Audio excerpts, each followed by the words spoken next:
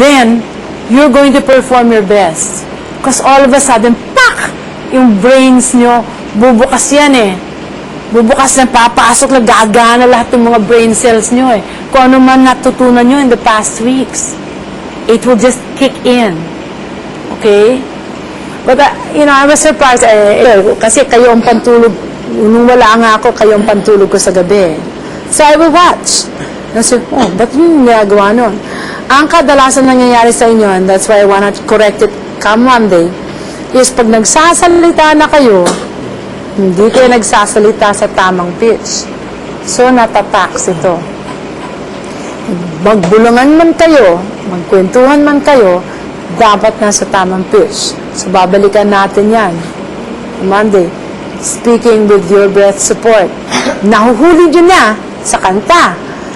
Pero kailan ba kayo kumakanta? That's 5% of the time. Dakdak kayo ng dakdak 95% of the time. So, kailangan tama rin yun. Kasi ito rin, yan din ang mekanismo na ginagamit nyo. Okay? Second is, napapanood ko minsan sa inyo, nadi-discourage na. Okay? Hindi. Kaya nga kayo nandito eh. Biruin nyo, mahigit sa 10,000 pinakinggan nila at kayong pinasok dito. Kaya nakakapanghinayang eh, na yung iba hindi na value yun eh. Pinabayaan lang. Alam mo, ang pakiramdam ng mga taas labas, takon mga to. Parang hindi nila, kumbaga, hindi nila binavalue yung swerte nila sa loob. Kaya as I said, yung mga sinasabi ko sana, yung mga ibang sikat, hindi nila na-undergo itong training na to. In fact, yung mga nakakaintindi na kailangan matutunan nila, ngayon lang nila nagagawa kung kailan sila sikat. Okay? Ngayon sila kailangan mag-lesson.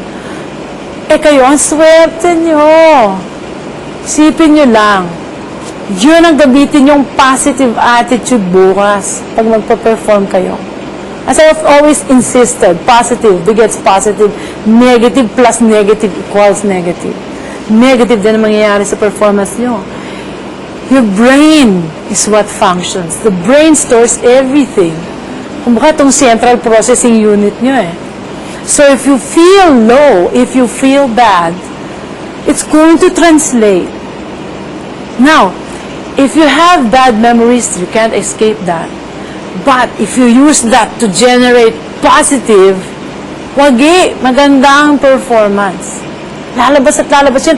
Automatically, for some weird reason, the way we're created, yung brain na yan, process niya that way.